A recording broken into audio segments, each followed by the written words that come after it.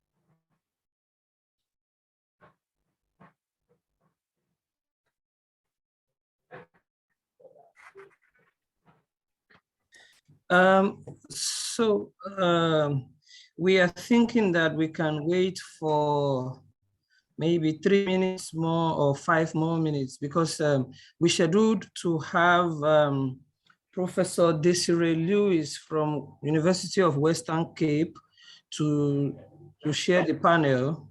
I mean, as a way to ease the load on myself. So she's trying to be here very soon, and let's just wait for like 3 to 5 minutes. But if she's not here by that time, I think I will just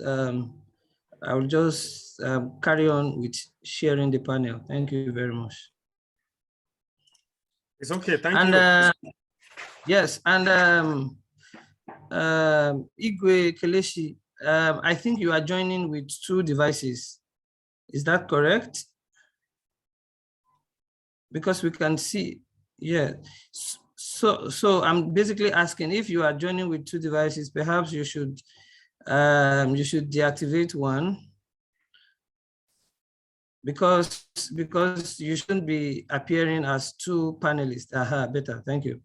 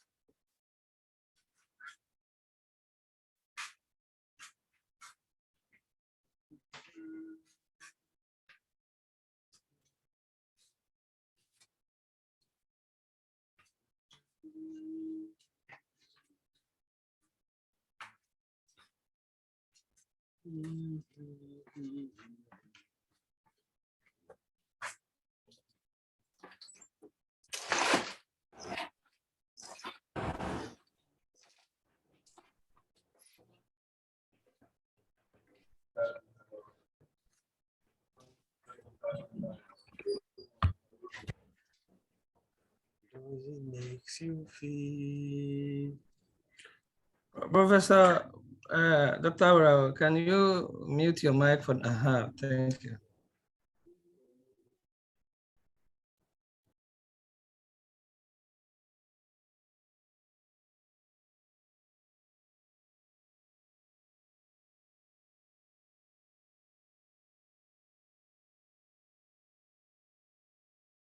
So I think we are just going to start. Professor Lewis just messaged me now that she will join us very soon. I think she had an issue with power outage, unplanned power outage. So we are just going to start, and I am pleased to welcome everyone to this panel. I mean, it is my pleasure. I'm really pleased that you decided to submit a paper to this panel. So basically, the panel tries to capture different kinds of researches about food. And when we talk about food in this context, we are not talking about just human food, but both human and non-human nutrition or non-human diet. So, and we are talking about different kind of periodization, whether it is whether it is colonial or post-colonial, or it could even be within intercolonial context. So we will not waste any more time. So we will just launch into the very presentation. I would like to call on Dr. Friday Awora. His presentation is titled, "Do Not Allow Your Enemies to Eat in War Times, the Significance of Nigerian Internecine War 1966 to 1960. Dr. Awora is a senior lecturer and researcher at the Department of History and Strategic Studies, University of Lagos. His research interests are in the areas of Nigerian and African history, conflict resolution, Israel studies, and the Middle East. Dr. Awora is a member of the Historical Society of Nigeria, the Lagos Studies Association, and a fellow of the Nigerian Institute of International Affairs. So now I would like to yield the floor to Dr. Awora to present his paper. Thank you, please.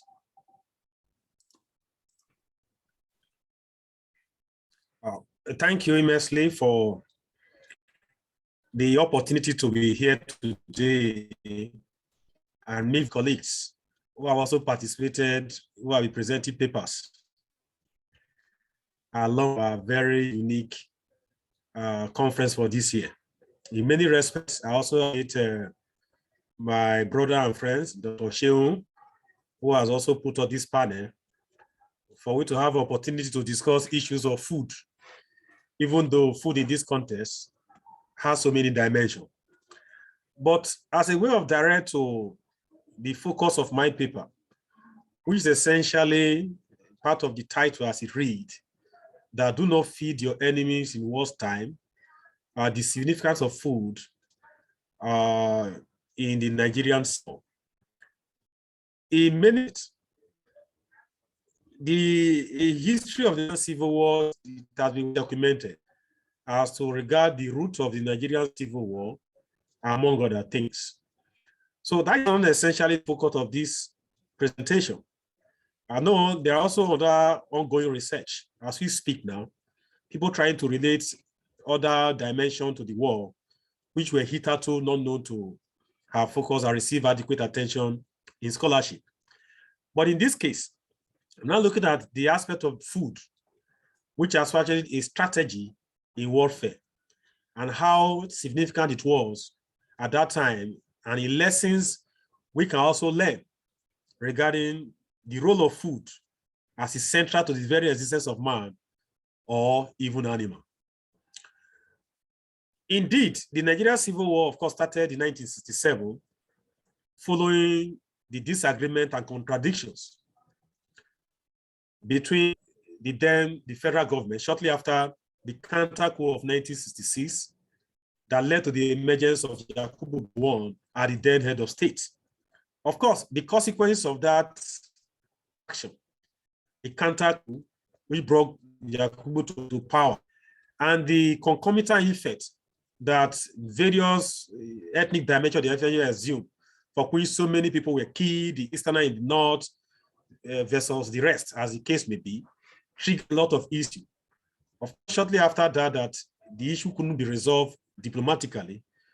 The sanctioning group, that is the Biafra, eventually declared to secede.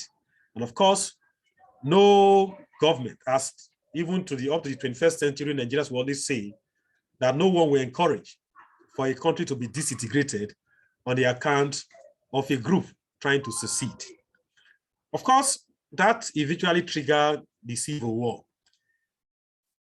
From the very outset, as when the Civil War eventually started, the thought of the Nigerian government at that time was that it's an uprising that will soon be dealt with. And of course, the government action was just to dispatch the Nigerian police force, which are the unit they call the mobile police force, which they thought ordinarily will actually be able to mitigate and quell the various uprisings. And the secessionist group, particularly the Biafran, led by Colonel Odumodi Ojukwu, who was then the governor of the Eastern region. But that didn't work. The fact it didn't work in the first instance gave the government another thing that, look, what do? We are now in a very difficult international war. For the first time, that Nigerians are not killing themselves because it's an international and fratricide conflict that is within the borders of the Nigerian state. So the strategy was that how do we eventually overcome these? Those who worked with the government at that time brought various perspectives on how to address the issue. But one fundamental thing that was key is the issue of food. And why is food so key? Don't forget that in the period before even the Civil War itself, in the event leading up to the Civil War, one major fundamental thing that happened was that as a result of the killing of so many Igbos in the North, as well as the agitations celebrated what they consider to be perceived, being marginalized, many of the Easterners indeed returned back to the eastern part of the country. Of course, that eventually contributed to a huge number of people in a very small environment. How do we know that that environment was small and the issue of food was already becoming very significant?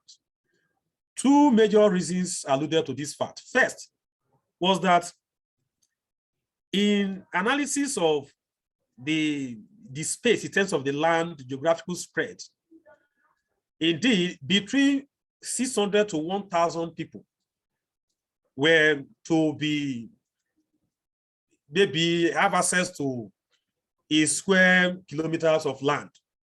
When you just oppose that with those in the Southwest, it was 337. When you also compare that to those in the Middle Belt, it was 170. If you compare that to those in the North, 106. In other words, a per square kilometer land will be given to 106 people in the North, but in the case of those in the East, it will amount to almost between 600 to 1,000 people. So the place was eventually choked, even in the event leading up to the Civil War. But of course, they tried to manage that particular situation at the very beginning. Scarcities of planning, buying as a result of the war had not been declared. They are now emerging into the major armed conflict for that matter. Clearly reveals that issue of food will continue to receive a serious attention because food insecurity, it is cardinal, if not the very lifeblood in the issue of any armed conflict. But the governments at that time felt that, look, by military might, by other deployment, it may also be difficult. The war has continued from 1967, 1968, 1969. What do we do to eventually break this deadlock in order to compare these our brothers who now turn rebel by the definition of the government at that time, so that we might have a way to end this conflict we thought would only be for 30 days and not drag on for so long a time? The government eventually introduced this policy of air, land, and sea blockade. The blockade was essentially no food at all will be imported from anywhere whether through humanitarian assistance, whether through religious organization, whether for well-being, immediate neighbor, essentially was prevented. So it was a total blockade of the food crisis at that time. And the impact was very significant and profound. Why? Because first was that there was a general malnutrition, of course, which was cut across. A major sickness that developed at that time was kwashiorkor. Not only for those who were young, but everybody on the account of the food blockade. From the very outset, the Easterners thought that, look, because that was strange to them, that what kind of ailment is it? It was therefore referred to as Gowon boot. Gowon, of course, we do know, was the head of state and the commander of the Nigerian Armed Forces. So they simply named that look, this is one of the Gowon deliberate action, impose a blockade on the people. It was later that through scientific research, while the war was on, they discovered that, look, the consequences of the food are now affected issue of malnutrition, and we're now having a major disease called kwashiorkor. At the second level was that the panic he even created, the psychological effect was also it also traumatized the people to the extent that both the poor and the rich who are originally planning to buy could not even have access to food, even though you had money to buy. The third aspect to it was even that there was not even a situation of skyrocket in prices. Prices that were between maybe something, for example, use our own normal local currency, for example, that was sold for 100 naira at just April. By June, this thing had tripled to 300 naira. So access to money was difficult. And here you see scarcity of food has also contributed to skyrocketing of prices for everybody. So whether you are rich, whether you are poor, whether you are a soldier or not, they are all affected in various degrees. In addition to that, things ordinarily that the people will not have eaten, because of course, we are not in the part of the world that we eat insect and lizard. The reports based on the area as research currently reveal, lizard, insects, locusts that we consider to be forbidden became part of the staple food for people in the East. That is to tell you that, look, in other words, just anything you see, go and eat. The soldier at the war front, though, got more of what they get because they were those who were at the front line, but the food were also rationed. So before 1970, when the war eventually came to an end, the morale of the people were already low. How would they eventually fight? The ordinary child at home crying for food, knocked down by a combination of diseases. The adults who were also women, who were also cooking as part of the war effort, don't have anything to cook. The soldiers who were also fighting the cause of the people don't have anything to eat. So even though the war has dragged on for, contrary to so many thinking that the better arms, among other things, we can also discontinue us on one hand. The central argument is that the issue of food was the reason why the Biafra were actually defeated beyond other weapons that were actually given to the federal government, eventually purchased from other countries of the world. Indeed, in later years, that blockade, because apart from that, the blockade had been imposed. The British government at that time, who has actually supplied certain food, couldn't, because how would you deploy people at risk to war zone area for them to be helped? The ICRC, which of course the International Cross of the International Committee of the Red Cross, had also been banned because of its passive activity to be sympathetic to the people of the Easterners as at that time. Therefore, of course, another dimension which also brought this dimension of food to light was that not too long ago, a very powerful book written by Chinua Achebe titled There Was a Country. Why that book has so many things, the central theme that which the book, of course, will attract many people to buy that book, purchase the book at that time, was the aspect of saying that, oh, the certain individuals sold this idea. That is not the focus.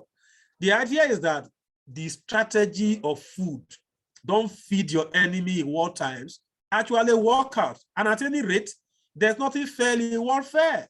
The ultimate aim in warfare is to win. So any strategy that was deployed at that time for the war to be brought to an end, the government thought it wise that making scarcity of food, insecurity in the eastern part of the country, blockade both the air, the land, and the sea, who actually made them to capitulate. And that was eventually what paved the way to make those who could fight couldn't fight any longer. Those who are home couldn't have anything to eat. They were now internal agitation. But one dimension to this that is so unique is that unlike events where food is scarce, it leads to general uprising against the government.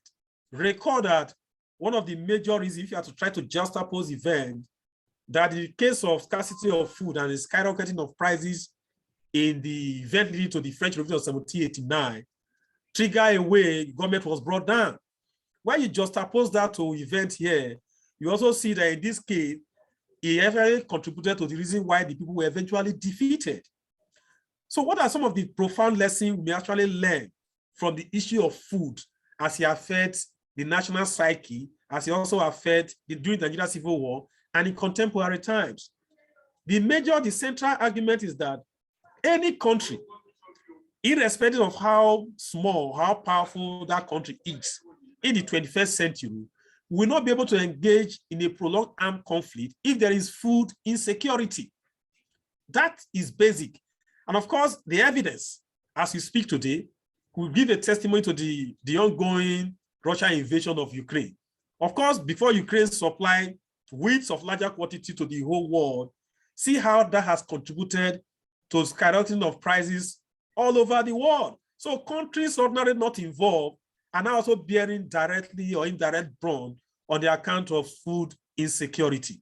So food insecurity is very key. And if any country, for that matter, which we are not advocating for, that if any group of persons want to contemplate the issue of armed conflict, instead of focusing essentially on how you can acquire arms, many soldiers in the war front, the issues of food, how people are taken care of during the war, is even more critical, if not more fundamental, than even acquiring the weapons. The weapons are good, fine, but who will carry weapons to be fighting when you are hungry? The soldier won't fight, the morale will be low. The people who give you domestic support will not give you in any way because the people are eventually being disoriented on the account of food, scarcity of food, and non-availability of food. So it is one of the major, if not even the major contributing factor to why the Biafrans eventually lost the Nigerian Civil War to the Nigerian state.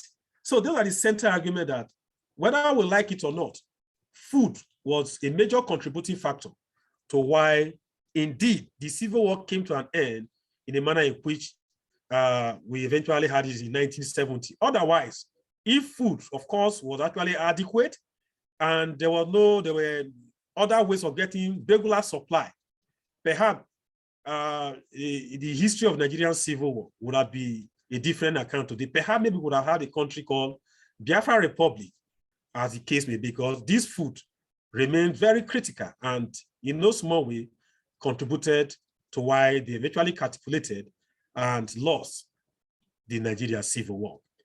Those are the comments, those are the few. I think my time is up now. I don't want to overstretch the other things regarding this issue. Thank you so much for the opportunity for this presentation, and back to the chairman. Thank you very much, Dr. Awurawo. I will let Professor Lewis take over as the chair.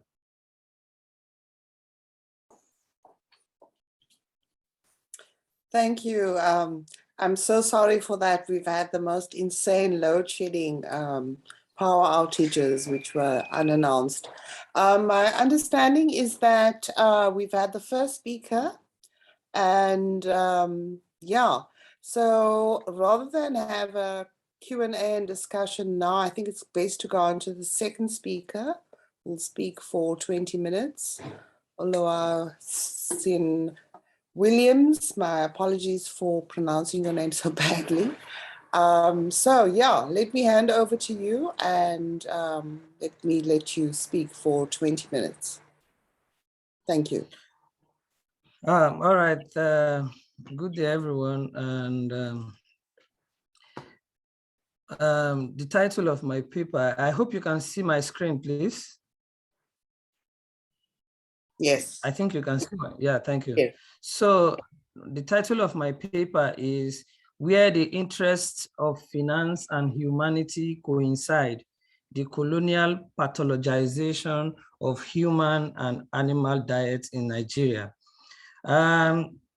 So what I am trying to do, by way of giving an outline, I will start with an introduction, and I want to speak on why, and then I will speak on why there was a need to pathologize or improve Nigerian diets.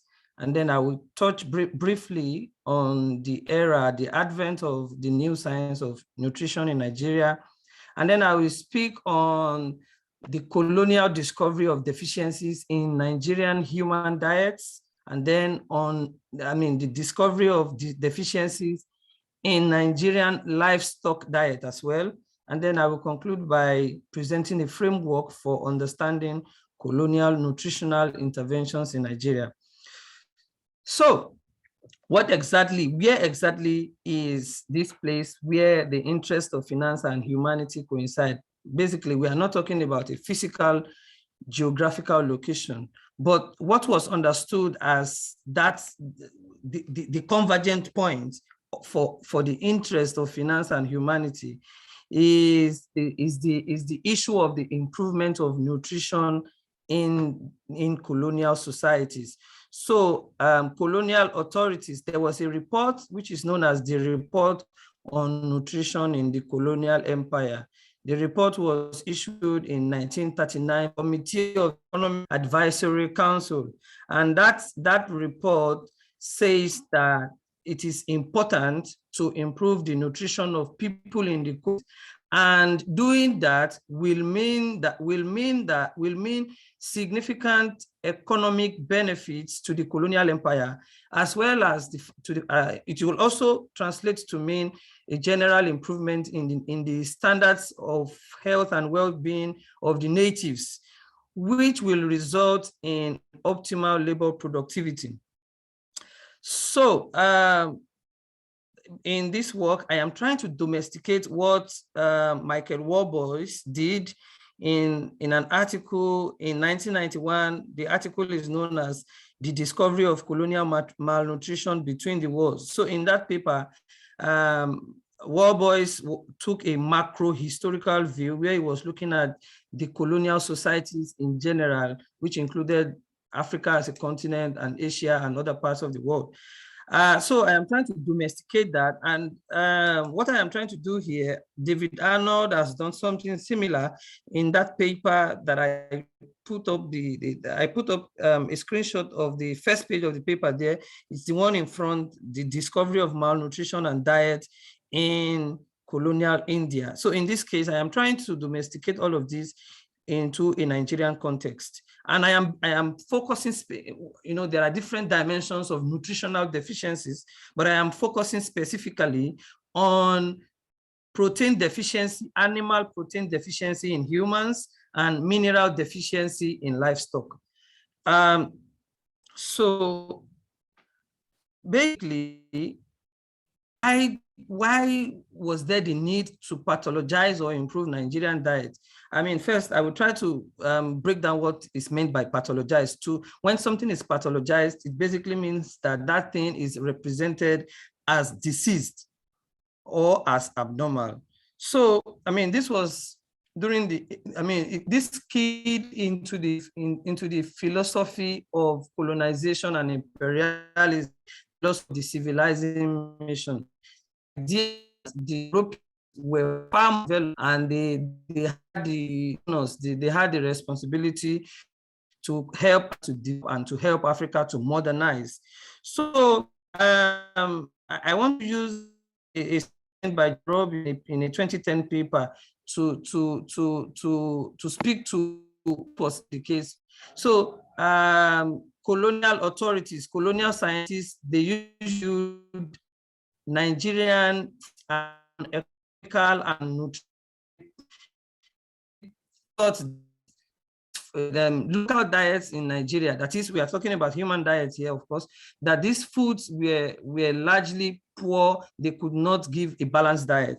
And there is a quote from the same report on nutrition that I mentioned earlier that I put there, where the report says that the diet of colonized peoples are frequently insufficient in quantity and still more frequently insufficient in quality. So it's insufficient in quantity and quality, but also it now says specifically with regards to Nigeria that in countries such as Nigeria, it has been found that the usual foodstuffs of the people are deficient in those essential components necessary for resistance to diseases. So the point is clear that colonial authorities, colonial officials, and colonial researchers, these experts, they held this disposition, this Eurocentric disposition that African foods were deficient and they were not balanced. They could not give the nutrients that were essential for proper growth and development of African peoples.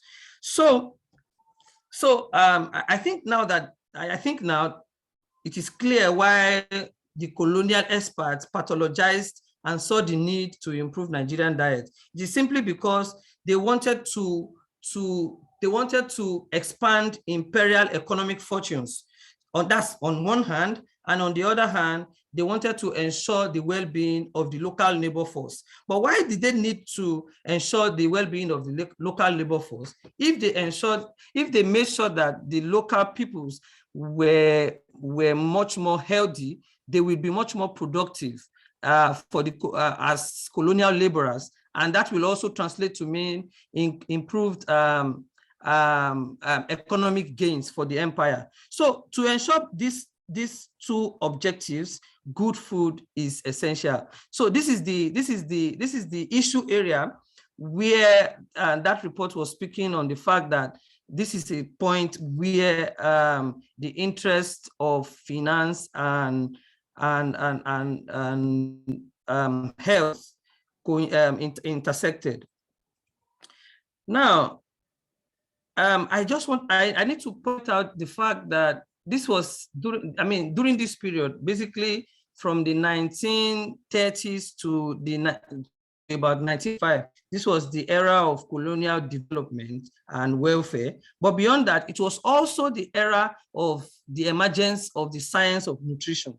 So this was the period where nutritional science that laid emphasis, it was a kind of science that was sort of mathematical. It included calculating the nutritional value of different kinds of food, and as well as calculating the caloric measurements of these foods as a way to ascertain how they will enrich the body and ensure growth and development for people. So this nutritional science involved different kinds of biochemical and dietary surveys. So basically what is meant is that by biochemical, we mean that the researchers, experts, scientists will carry out tests on the bodies of people to ascertain the levels of different body chemicals. Essentially, his chemical tests on different kinds of food to ascertain the nutritive value or the caloric value of those foods. And in the case of Nigeria, when this kind of colonial science came into Nigeria, one of the most important proponents of this nutritional science in Nigeria is Dr. Bruce Nichol and Dr. B.S. Platts. Dr. Bruce Nichol actually became the advisor on nutrition to the Department of Health, to the Central Department of Health in Nigeria in the late 1930s and 1940s. And Dr. B.S. Platts, both of them were actually attached to a unit called the Applied Sciences Unit at the London School of Tropical Hygiene and Medicine. And I have attached 3 images here to illustrate what this kind of science stood for. So you can see a table there. This is a table of a survey conducted by Dr. Nicole in Nigeria among the Isoko and Ijaw peoples, where he was looking at the different foods that they ate and how often, I mean, the percentage of this food in the everyday diet of the people. And there is an image of a booklet. It's like a guidebook. It's a table of the representative values of foods commonly eaten in tropical societies. And the third one is the report of a dietary survey, which is called Nutrition in Nigeria. It was published by the Applied Nutrition Unit that I mentioned earlier. So now I want to go into the I mean, how was nutritional deficiency discovered in diets in Nigeria? So first, I mean, there are different kinds of earlier, but in this case, I am focusing on the deficiency of animal protein in human diet. I mean, and in this case, it was the nutrition expert, this colonial nutrition expert that I mentioned earlier.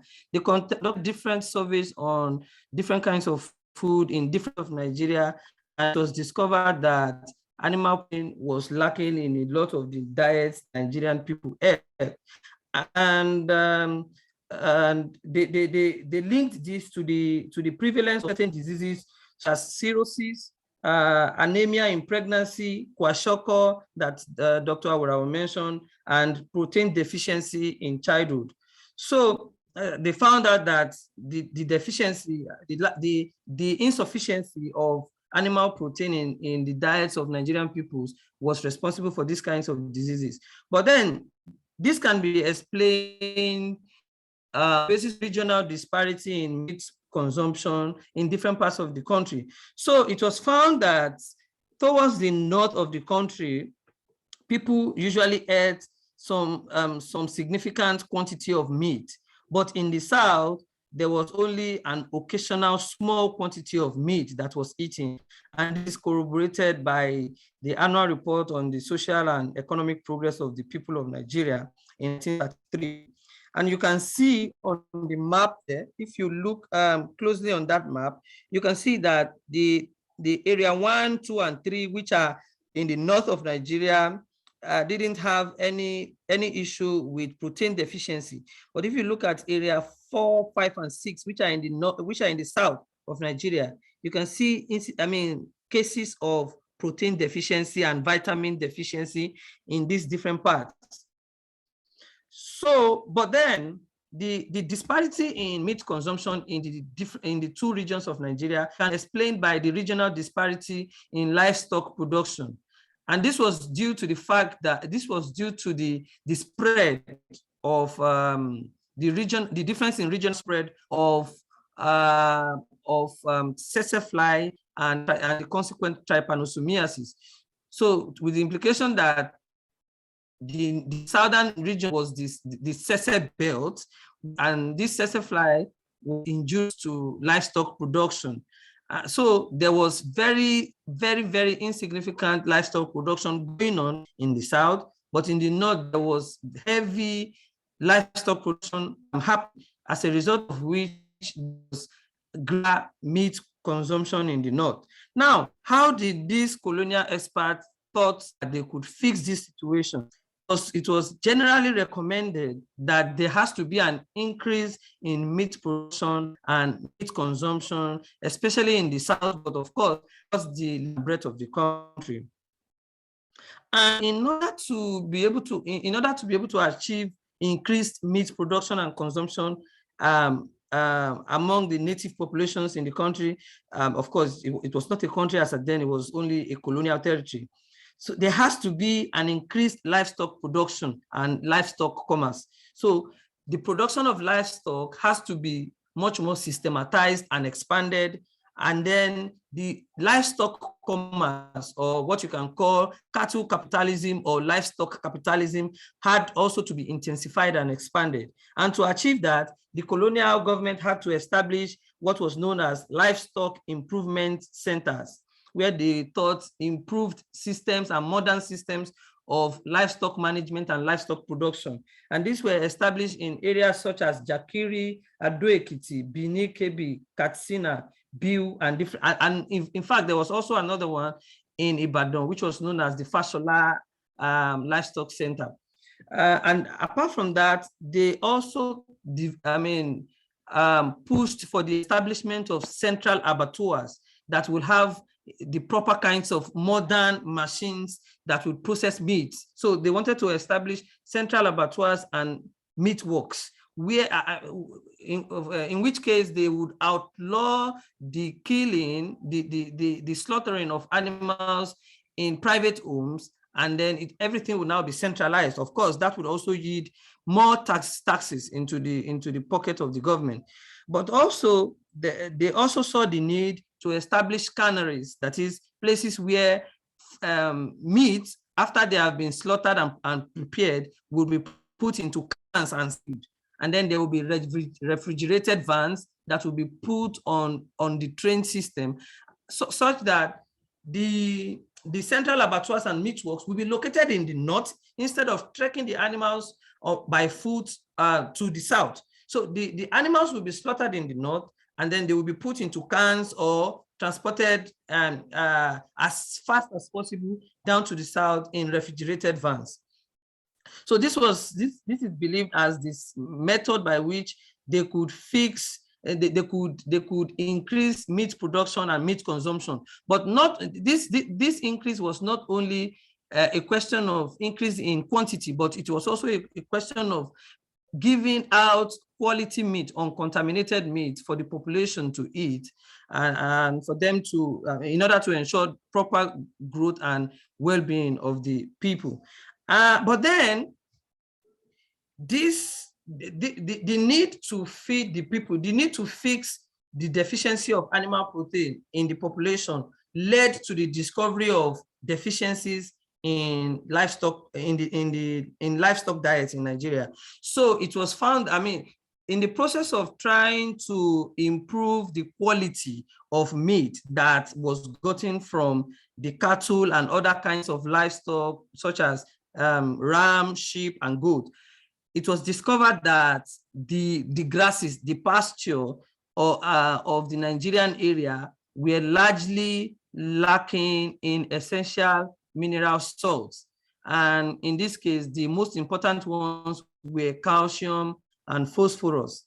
So, but then what led to this discovery is the fact that they had to collect samples of different kinds of grasses, different kinds of plants that the livestock would normally eat, and they conducted biochemical tests on these samples, and it was found out that a lot of them were lacking in mineral salt, probably as a result of a lack of these kinds of essential minerals in the soil itself. So in order to fix this situation, it was recommended and actually carried out that there was a steady ration of bone meal and salt lick that was included in the ration of livestock in the different improvement centers. But from increasing, including supplementaries such as bone meal and salt lick, there was also a campaign improve the livestock by introducing kinds of pasture or new kinds of plants that will be grown and fed to the animals. And in this case, cotton seed was one of the important plants that was introduced to the diet of livestock in Nigeria in the 1930s and 40s. But and then there was also an attention given to further production, in which case the plants will be collected, and then the plants will be planted and harvested during the wet season and kept in an ideal environment whereby they could be kept, and then they will be supplied to the animals during the dry season when the climatic condition will have led to the depletion in available pasture. There was also what was known as the cattle fattening scheme, where there were cattle fattening centers. There was one in Apapa and another one in Oshodi in Lagos here, where cattle were being fed these different kinds of supplementary diets and pasture. And then there were also different kinds of treatments, what was known as modern livestock management systems that will ensure that cattle grew fatter than they normally tended to grow under local conditions. And you can see from the images here, the first image to the bottom left of the page of the slide is an image of two cattle. The one on the left is a cow that was fed with bone meal, and the one on the right was not fed with bone meal but was fed with the regular local pasture. And it was discovered that at 2 years and 4 months, the one on the left that was fed with bone meal grew to a weight of 230 pounds, and at a comparative age, the one on the right that was the control cow only weighed 189 pounds, which was about a difference of about 40 pounds. So this was one of the ways by which, this was one of the experiments that were conducted with regards to the diet of livestock in Nigeria. And the two images to the right of the page, the one on top is a 6-month-old calf of a cow. Both of them were receiving rations of bone meal, and the ones to the bottom of the page, they are at the same age, but they were not receiving a bone meal ration. And these images were used to illustrate that at the same age, there was a significant difference in the growth and in the weight of both cattle on the basis of the differences in what they were fed. So in terms, in order to improve the diets of the peoples of Nigeria, I mean, it was found necessary to improve the diet of the livestock that they ate. And it was that by improving the diet of the humans, it would automatically translate to improved labor productivity and ultimately improved economic gains for the colonial government. So on the basis of my analysis and engagement with this extensive archival data that I have collected in the course of my doctoral research, which is still ongoing, I came up with this framework that I think will help us to understand colonial multi-species nutritional interventions in Nigeria. That is, interventions into the diets of Nigerian human and non-human colonial subjects. So the ultimate aim of these interventions was basically to increase the economic gains of the empire. But in order to do that, they had to ensure the well-being of the labor force. And in order to ensure the well-being of the labor force, it was necessary to improve the nutrition of the people. So, and one very critical thing that needed to be fixed was animal protein deficiency in the diet. And then, in order to fix that animal protein deficiency, it was also necessary to increase meat production and consumption. But meat production and consumption could not be increased without improving the diet of the livestock. And in doing that, it was found necessary that minerals that were deficient, essential minerals such as calcium and phosphorus that were deficient in the natural pasture of the Nigerian area had to be fixed with supplements such as bone meal and salt licks and different other kinds of interventions. And by ensuring improved livestock production this will lead to it would translate to mean a development of livestock capitalism. So there was intensified livestock trade, livestock commerce in Nigeria as a result of these kinds of interventions, which would ultimately lead to increased gains. So this is the framework that I think will help us make sense of all of these interventions. And I thank you for listening to me, and I will welcome your comments and questions. Thank you very much for that presentation. I think the presentations are raising so powerfully just the extent to which food is used as a tool, as an instrument in very elaborate, intense political relations. So our last speaker is Keleshi Igwe, who I think has been introduced. May I ask if people have been introduced? I'm so sorry. No. I'm so sorry, because I was catching up. Let me introduce her. He's a research assistant, at the Nigerian Institute of International Affairs in Lagos. He earned his bachelor's degree in history and strategic studies from the University of Lagos. He is a live radio analyst on Unilag 103, 1 FM, around topics relating to current affairs, diplomacy, comparative foreign policy, national security, history, and politics. Let me hand over to you, and yeah, we look forward to your paper.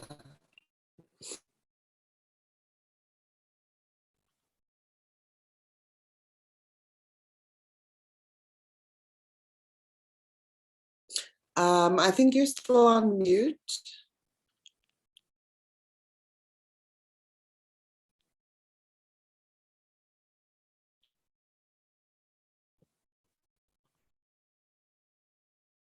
Kelechi, it looks as if you are still on mute. Yeah. Okay. Yeah, I was muted, kind of. Yeah. Okay. Good day, everyone. Our time is fast spent, so I'd like to stand on the existing protocol already established. And thanks for the introduction from the chair. The title of my paper is the Nigerian Youth and Food System. And I would like to divide my paper into 3 major segments. The definition of food system, what food system is all about, and conceptualization of food system. Then I also look at the strategies on how the Nigerian state can improve on our food system, especially now we live in the post-COVID era. So that's the first part. And I would like to say that the aim of this paper is to highlight the challenges in the health of our food and review the prospects for the Nigerian youth. This paper advocates for more meaningful participation of young people in food systems and to highlight the need for youth to make informed decisions on food choices through increased global education on the healthiest and most sustainable options for both individual and the environment. So quickly, I would also like to define food, just like I stated earlier on. And I define food system as a complex web of activities involving the production, process, transportation, and consumption of food. Issues concerning the food system include governance and economics of food production, the sustainability, the degree to which we waste food, how food production affects the nature and environment, and the input of food on individual and population health.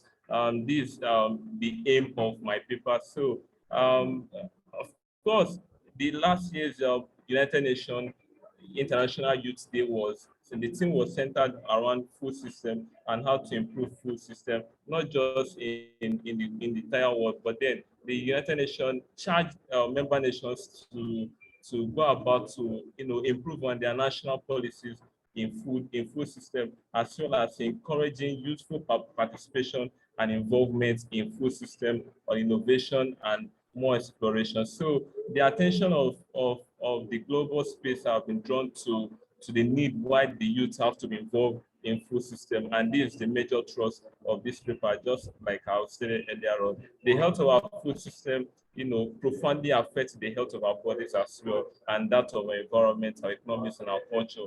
When food system function well, food system have the power to bring us together as families, as communities, and as a nation.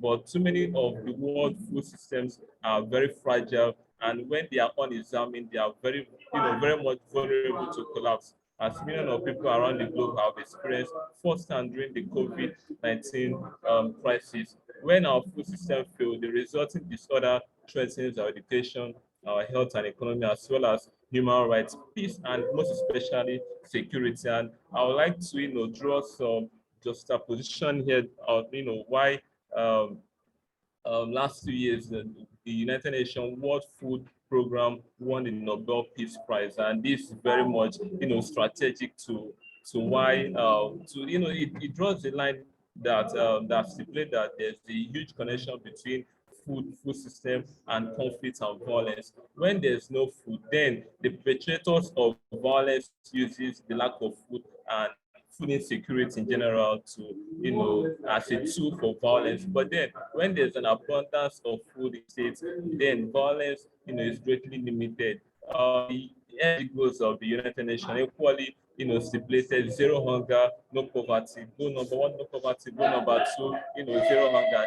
These are issues that have to do with food insecurity, food system, making sure that we have abundance of food, in the world. But then the good news is that we all know what we need to do to, to bring us back on track. Scientists agree that transforming our food systems is among the most powerful ways to change the course and make, progress to all UN sustainable goals. Rebuilding our food system through increased youth involvement will enable Nigeria to answer to the UN general, the UN chief call of build back better from COVID period. And we are all part of the food system, so we must, come together to transform our world. For Nigeria, this devotes national and international concern about food and nutritional security. Nigeria's food system, particularly the facets of food production and access, continue to be disrupted by the activities of bandits, terrorists, and other criminal elements that are affecting our agricultural investment, as well as diverse environmental consideration. Concern about impeding food crisis calls for focus on innovative action, and this is a huge concern to Nigeria. Then, when we look at the demographic of Nigeria, we realize that Nigeria have a very robust population of young people, over about an estimate of 50% of the Nigerian population is said to be under 35 years, according to the British Council report on Nigerian Next Generation Nigeria. That's the title of the report. They stipulated that Nigeria have an enviable, young population, and this young population, if the government do not, prefer sustainable solutions to them, then they can easily be a tool to those that want violence in the country. So this paper is proposing that the federal government of Nigeria, both at federal, the state government, should look at the opportunities in food systems. This, this brought about the title of this paper. When the government looks into the opportunities in food system, then jobs can be created for the Nigerian youth. But then this, to equally say that Nigeria have vast opportunities to to explore around food system. This can provide jobs. When we talk about food system, just like I pointed out in the definition, it has to do with the processing, transport, consumption of food, then, and also post-harvest mechanism. And these have not actually been looked at by scholars in food system. When we look at post-harvest mechanism, that the processes of preserving food just after harvest, or even in line of processing and all that. But then there's a lot of opportunities for the Nigerian youth in this aspect. So when we look into this aspect, then food wastage can be seriously tackled. I believe that Then, the second part of this paper will look at the conceptualization of food system, which I've, in a way said earlier on, but let me quickly, talk about that. This paper, just like I said, recognizes and places the youth at the epicenter of Nigeria's economic growth and development, political stability, and security aspiration, rightfully because Nigeria's demographic is characterized by a huge bulk of Nigerian youth and all that. And Nigeria stands on the threshold of what could be the greatest transformation in history. By the British Council put up this that by 2030, Nigeria will be one of the few countries that will have, its young workers in plentiful supply. Youth and not oil will be Nigeria's most valuable resources in the 21st century. The choice between success and failure rests on Nigeria's ability to harness the power of this single asset, which is the youth. Although effective use of Nigeria's vast oil is still very much important in the Nigerian economy. But then increasing number of youths in Nigeria is really a big strength for Nigeria. Nigeria is, the 8th largest country in the world. By 2030, Nigeria will have an additional 68 million people and will add a further 63 million by 2050, making it 5th most populous nation in the world after India, China, United States, and Pakistan. As a result, Nigeria will have a considerable and growing number of global influence, and this because of the successes and innovation of Nigerian youth spreading, which cut across major sectors in the world. When you look at entertainment, Nigerian youth are doing awesome. When you look at in the technology space, fintech, and all around, you see the Nigerian youth, making amazing stride and all that. But then when you look at food system, Nigerian youth are equally coming up, and this paper is campaigning and advocating for the opportunities that are bound in food system that Nigerian youth can leverage on, which are very much innovative. Nigeria is a vast country that have a lot of people to feed. So this creates an entrepreneurial opportunity that shouldn't just be leveraged by investors, but an agricultural investment that can be improved by the government for much more profit. And this will equally help Nigeria to solve big problem in insecurity. Young Nigerians are increasingly frustrated by lack of opportunities that are verifiable signs of new movement emerging, to campaign for change. The next generation can make a huge contribution to Nigeria's future, but if the potentials are not utilized, it will be increasingly, to a destructive force. Nigeria urgently needs to develop a thorough plan for its next generation. At present, policymakers face a doubt of robust data of the country's future challenges, and these are evidence in what we've seen around and the NSAS protests and all of that. So if the government do not, do the needful, before the catastrophe will be unleashed, then it will be a big problem. So very quickly, because of time, I'll dive into the strategies on the way out. Having Nigerian youths participating and being fully involved in Nigerian food system. In the strategies, I've atomized them. I'm so sorry I couldn't share my slide, but then number one of the strategies way out, I put up that we must increase the efforts to strengthen partnership for boosting food production, promoting agricultural value chain, and ensuring sustainability of food systems.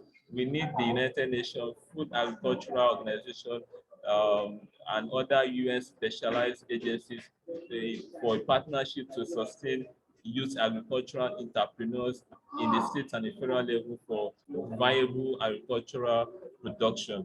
I also put up, according to from my research, we must have a vision to transform agriculture in lifting the status of the sector from where it is today to the right trajectory. Then they need to seek for collaboration with reliable competent partners. Shareholders must work to get support on accessing funding for agriculture, agriculture and agricultural investment, for which the government has to provide land, support irrigation, aquaculture, floating fishing rearing, poultry, forest management, among others. Governments have to, like I said, the opportunities around food system and also agriculture is very vast. So the government just have to swing into action, and this is a big strategy on the way out. Then stakeholders can also hold the policymakers responsible for this move. So developing agricultural value chain provides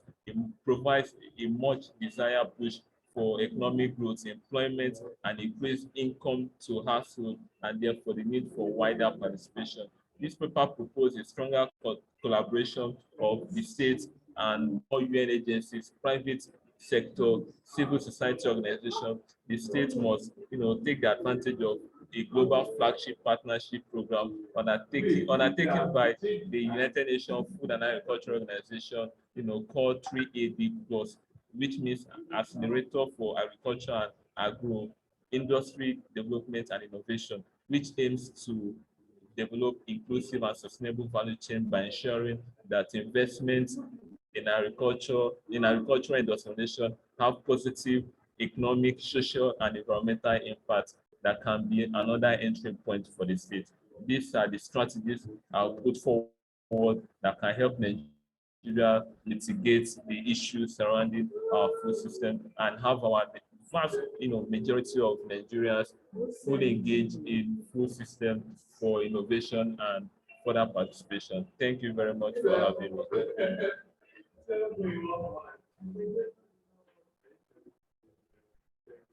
Thank you, Kelechi, for that. I was struck by your focus on very much the Nigerian, the local context. And I was wondering when you were going to start to deal with what Sion raised, which is the global capitalist context and the world food system. So hopefully that will be picked up in questions. So I think let's open it up now. There are a number of questions in the chat to Shuan. And I'm assuming that the questions will come via the LSA conference host. Yes, I can see the questions, and I would like to give a number of reactions to some of them. I'm trying to scroll up. Okay, so I think that the first one I saw is the one by Dr. Farouk Bouguet. So he's asking, he's saying that there was, he thinks that there was a heavy reliance on fish for protein supplement. So, well, it is true that the big waters like the lagoon, the Atlantic Ocean, and different kinds of rivers that crisscross the length and breadth of the South naturally avails the South of significant fish resources. But even with these fish supplies,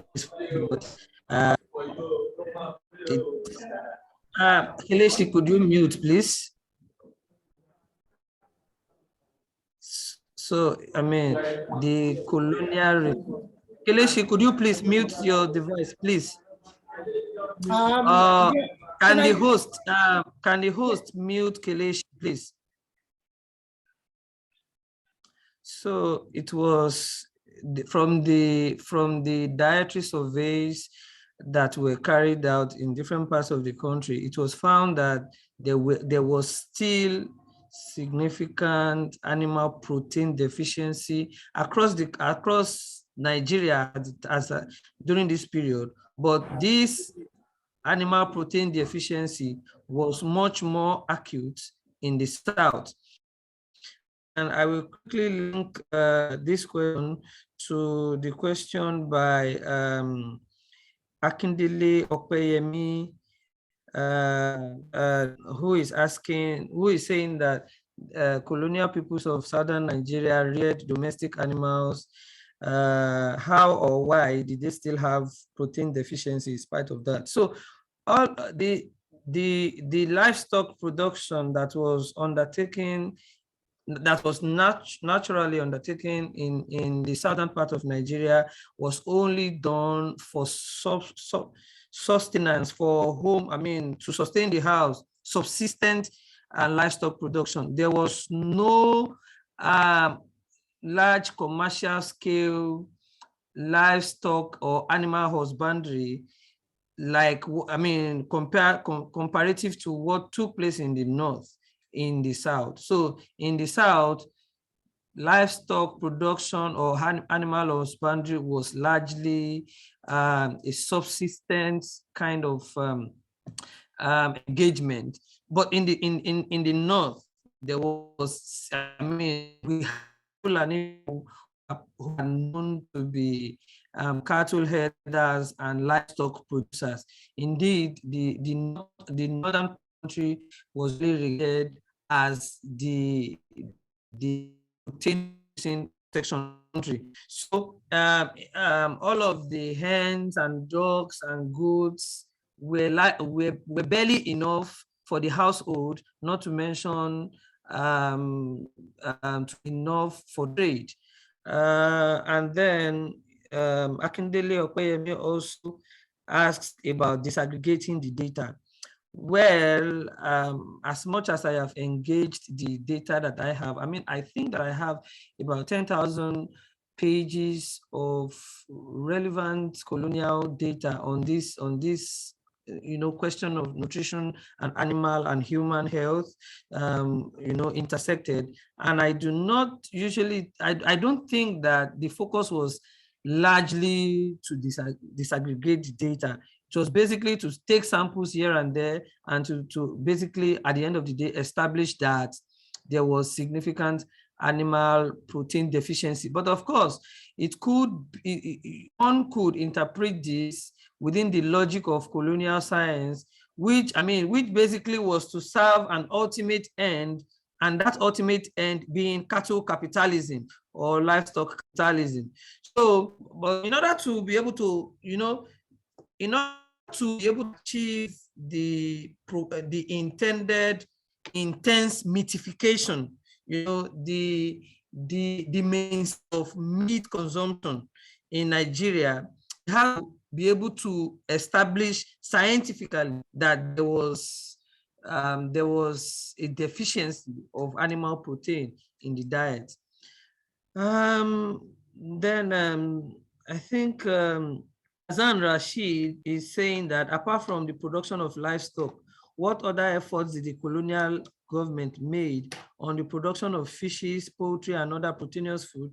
Well, with particular regards to fish production and poultry production, yes, at least from the data, I have seen that there were some efforts, but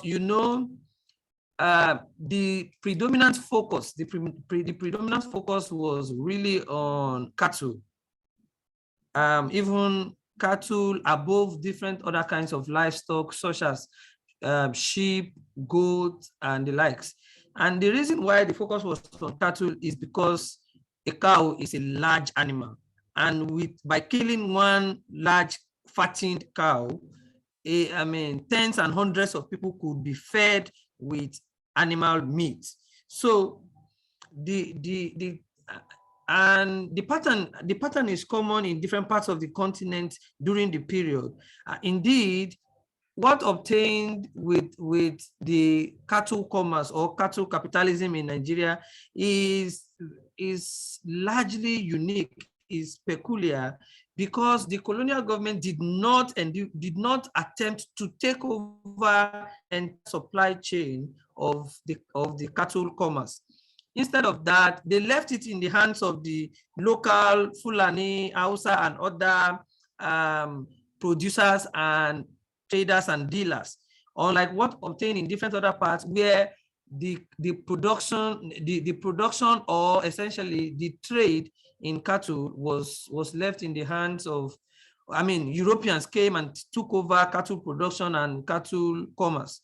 In the case of Nigeria, cattle production was left in the hands of the local peoples, and even the commerce was left in the hands of the people, but the colonial government found a way to impose taxation on the system as a way to increase funds for the colonial government. Thank you for those very comprehensive responses. Maybe we can move on to the other speakers and questions from them. I noticed from the chat that there aren't really direct questions, but maybe if I may just raise two. Just to repeat for Kelechi again, what about the world food system? What about the global capitalist system in which the commodification of food plays such a pivotal role, and in which many of the organizations that we often kind of respect, like the World Food Organization, so many are actually kind of aligned with a dominant mode of producing food and distributing food. So can you just say something maybe about that? And then the Friday, I'm sorry, I missed a lot of your paper, but I'm just wondering if you could say something about the way in which there were forms of resistance and struggle and efforts to forage for food, to source food in ingenious ways, despite what was going on. Someone in the chat raised the issue of cannibalism, people eating people. What sorts of strategies were there? And please, may I ask people who are not speaking, if you can please mute. It's very, I think, very distracting for the speakers. So can we start with Kelechi? Now you can unmute, please. By saying that, I hope you can hear me very well now, clearly. Okay, so let me start by saying that the United Nations are doing so much a robust work, a channel of progressive work in terms of making sure that the global food system remains sustainable. And let's establish that point. But it's left for the national governments to come up with tangible policies to address the issues in food system. At the UN level, in the multilateral level, they are doing very well. And let me also, bring to limelight what happened last year. Last year, August 12th, the UN, I'm not sure of the date, but in August, the United Nations hosted the International Youth Day, and the central theme of the Youth Day was on food system, youth participation, encouraging youth involvement. Now, the UN are having, and this program was not just conducted by the UN and the UN General Assembly in New York, but the UN specialized agencies, like I said, the UN World Food Program, and also the Food and Agriculture Organization came together to look at issues that have to do with food system, but this time around, trying to incorporate youthful population all over the world to, get involved in food system. And the discussion and the dialogue has just begun, and we hope that, with strategies and policies that will encourage youthful participation in food system will make way and will help us at at the global level address this problem. Then we can come down to national level and subnational level tackling this problem. We all understand the problem. The number one problem that's causing food insecurity in Nigeria is insecurity. Farmers are afraid to go to farm, and agricultural investments are not encouraged much like that. Youthful, Nigerian youth are should I say, are not proud to call themselves farmers because of the issues of white collar jobs. Everybody wants, to be in the cities, and no one wants to go to the rural areas. But then it's left for the national governments and agencies like the UN and UN specialized agencies, World Food Program, and the agricultural organizations to come in and encourage agricultural investment to improve on our food system. So there's a whole lot of robust work to do, and I believe that with the campaign for youthful involvement in food system, which has just begun, we yield fruits, we yield positive results moving forward. This is what I believe. Thank you. I think the whole room for thinking about the different approaches to food insecurity. One could think about food sovereignty, which is a much more radical alternative. So maybe someone wants to pick up on that. Friday, would you like to respond to? Yeah, I've seen some comments. The first is that the issues of the controversy, for this one is a direct question. If indeed the blockade during the period actually achieved the needed objectives, the answer is yes. The primary objective is to win.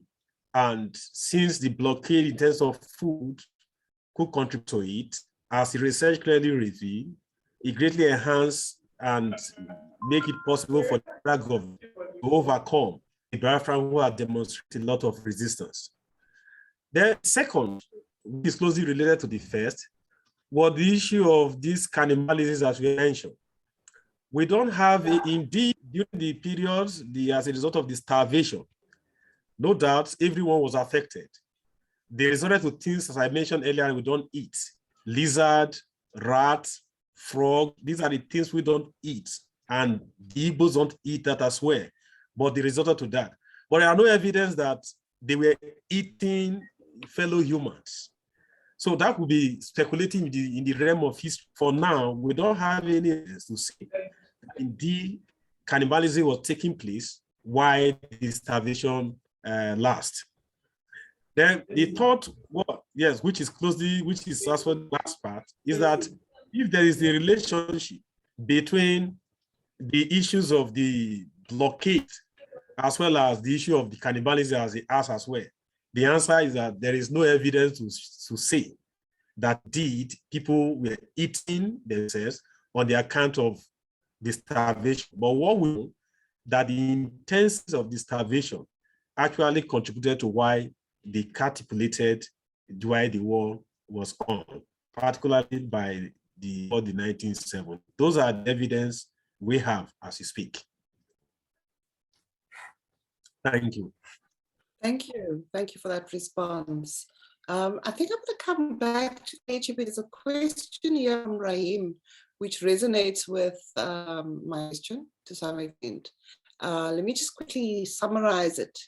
A significant part of your data are drawn from global foreign inclined agencies. Are these stats taken from local data agencies, such as the Nigeria Bureau? And he asks to ensure that you're not quoting from global agencies whose intentions are often suspect. What are your sources? And how do you arrive at the analysis that you do is basically what that I will admit that a whole lot of my sources came from foreign agencies that have done some relevant research on Nigerian food system and youth involvement in Nigerian food system. But last year, before I'm a research intern at the Nigerian Institute of International Affairs. So last year we hosted, in collaboration with the UN in Nigeria, the UN International Youth Day, which the theme was centered around food system and youth participation. So we dive into research to look at youthful participation, Nigerian youthful participation in food system. Then we discovered the figures, the statistics, the data are not really encouraging. In fact, the old folks involved in food system in Nigeria are pulling out of the business. The agricultural investment sector is almost not to write home about. Food prices in Nigeria have skyrocketed because of this, because of violence, because of instability and all that. But then looking at the real growth here is a big problem because the local sources are not really accurate enough. We dived into research last year to give to the UN agency in Nigeria, in collaboration for the International Youth Day. Then we realized that in our bureaus, we couldn't obtain reliable data.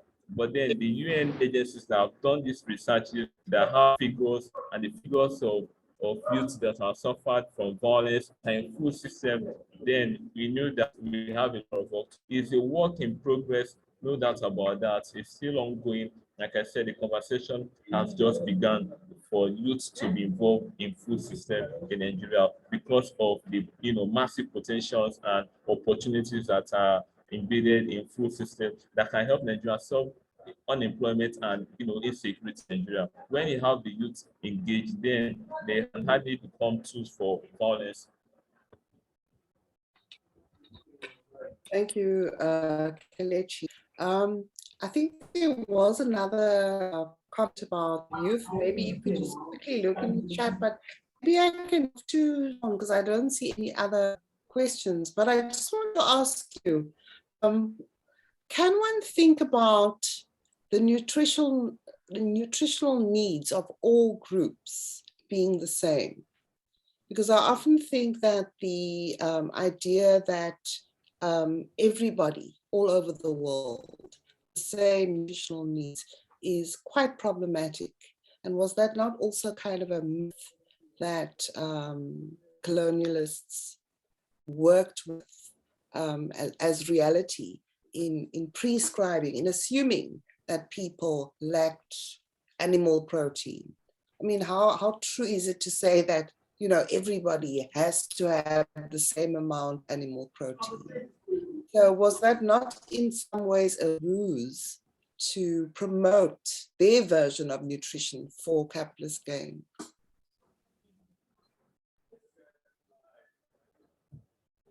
Yeah, so that I agree with you, actually. Keleshi, can you please mute your device? I will with the standards of these metrics, these caloric and dietary metrics, is basically colonialist. It's colonialist, and there is an essential unequal power relation that comes with it, and in which case the colonialist or the European or Eurocentric standards that have been set and are imposed on all peoples of the world, and all of these are still continuing until today. So all of the United Nations organizations, in this case, maybe the Food and Agriculture Organization, the World Food, they all set kinds of baselines to which every human on earth meets, without giving nuances to all of these baselines, without considering different racial and climatic conditions of different peoples, and they expect everyone to basically have this line of nutrients. Most scholars who study nutrition in colonial countries, they consider this discovery of nutritional deficiency basically as attention, as what's the word now? As part of the arrogance of colonial science and its logic. Yeah, and then I wanted to drop a comment on Dr. Awurawo's paper, and I wanted to say that there was a paper presented by Akumbu Uche yesterday on the first part of this panel, which talks about something very close to what he was talking about with regards to starvation in the course of the Civil War. Even Uche aspect was more from a literary standpoint. And then I wanted to say that in addition to the weird articles that Dr. Awurawo mentioned, that people in the Southeast began to eat as a result of the blockade, there was also the fact that people in the Southeast began to consume poorly cooked or even uncooked freshwater crustaceans, like freshwater crabs, freshwater crayfish, and freshwater snails. And from consuming these kinds of life forms in their uncooked or poorly cooked state, the people injected different kinds of bacteria, which led to a high incidence of a disease which was known as human paragonomiasis. And I actually have a paper in the works that talks about the incidence of this disease, the fact that this disease is a war pestilence in Nigeria, which is still within us in Nigeria until today. And so contrary to the belief that of many people that kwashiorkor was the only major public health disease of public health concern that broke out as a result of the blockade, that was also human paragonomiasis, and we still have that with us today. Even incidences of kwashiorkor has gone down, there are still cases of human paragonomiasis, the prevalence of which is still high in the southeast of Nigeria. And prior to the Civil War, there was nearly no knowledge of this disease within the countries of Nigeria.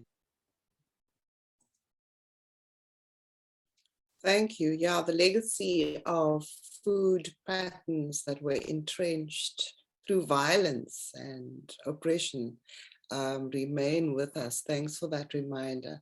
I wonder, you have very little time left. I wonder if we can't have each speaker just saying something very briefly by way of summing up. Shall we start with Friday? Yeah, so far it's very fantastic. We can't thank you enough. You have done very well, though I'm already in transit.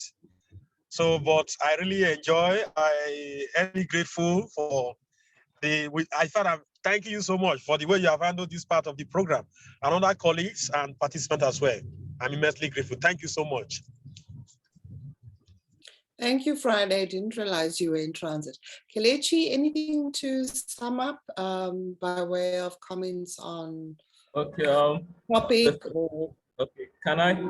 Okay, thank you everyone. To Dr. Friday, my lecturer at the undergraduate level and also in the master's level. Thank you so much for, you share this moment together. I'm so grateful. What a privilege. So Sashil, we know each other very well. Sashil, I'm so grateful.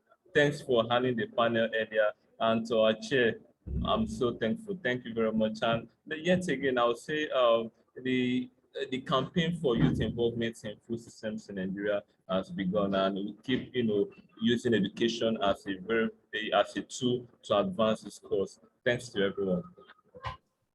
Thanks, Kelechi. For me, yeah, okay.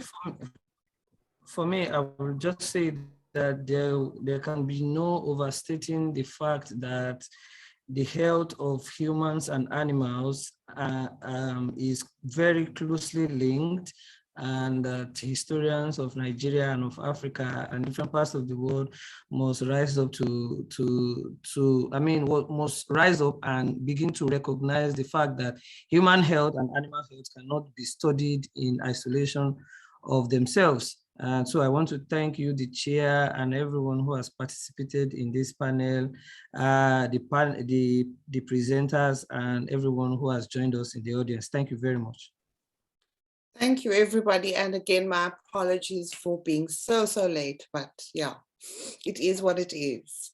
Thank you for that wonderful presentation, those wonderful presentations. Bye, everybody. Thank you, everyone. Have a nice night. Good night, everyone. Bye. Thank you so much. We are very grateful. Thank you. Uncle Shehu, thank you very much.